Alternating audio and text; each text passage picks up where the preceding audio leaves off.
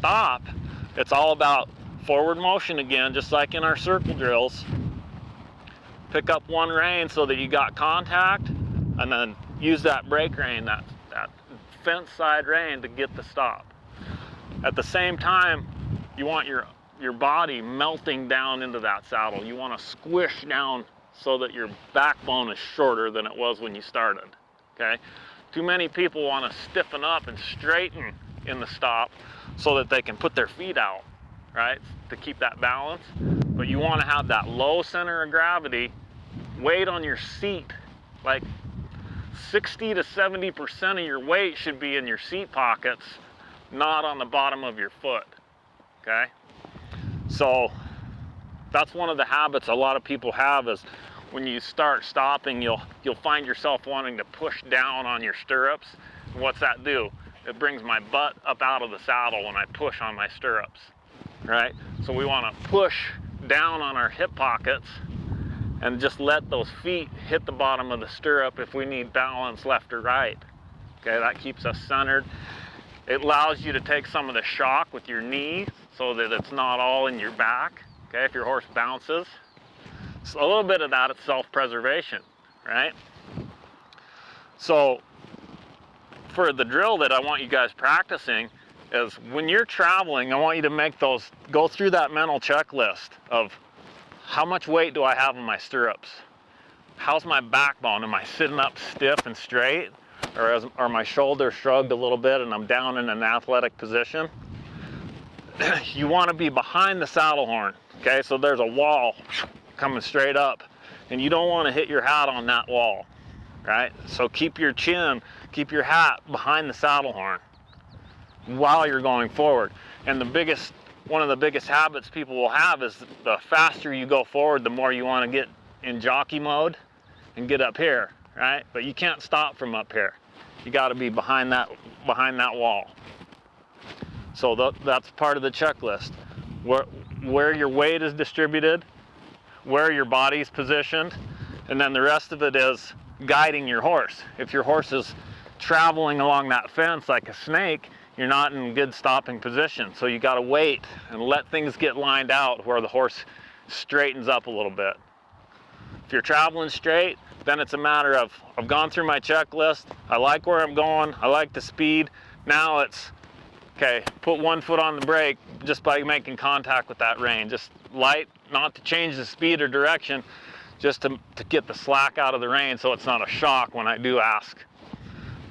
One rein, and then when it's time to stop, it all happens at once. Whoa, a little tension on the reins, a little press away with the feet, a little push down in the bottom of that saddle. All those things should happen simultaneously to give the horse a good, clear, black and white signal that it's time to quit moving forward. Now, if they don't take the signals and they keep going, that's when the extra pull comes in with that brake rein that I talked about. As soon as you have contact with that rein, you should get a step or two back, and then it's turned into the fence and go the other way. The turn is multi-purpose. It allows the horse to do something with its front end besides plant its front feet and jar your teeth out by hitting on its front end and getting stiff. Plus, it gives the reason a horse to rock back, get on that hind leg to where they can start to push through the ground to stop. That all make sense?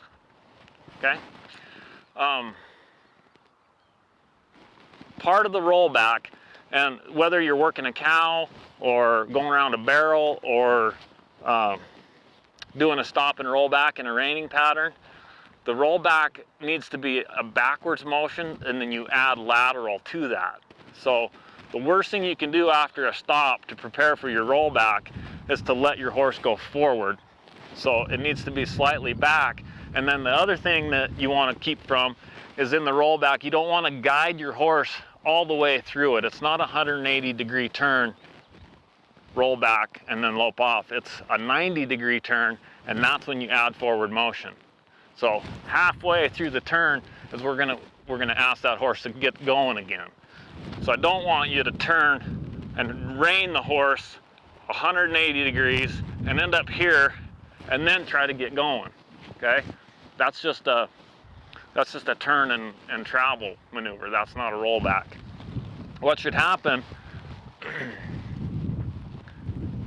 if 12 o'clock is here at the fence, was my horse's nose passes 12 o'clock, I'm gonna start kicking.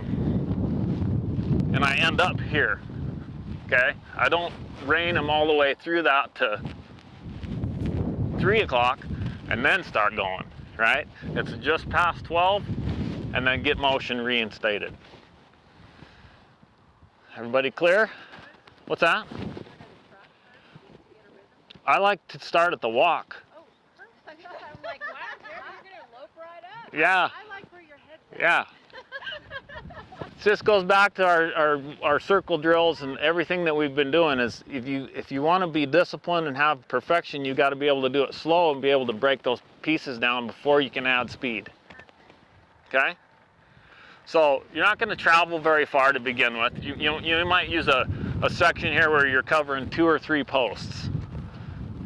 Go through your mental checklist, make contact with your horse, ask for the stop, get a step back, start moving, go the other way.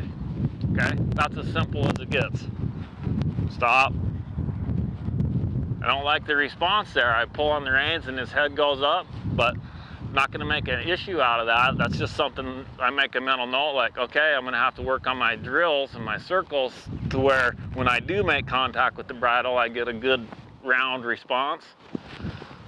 But don't let that foul up the big picture here, which is the stop and the rollback. Okay? And don't rush through it. Take your time.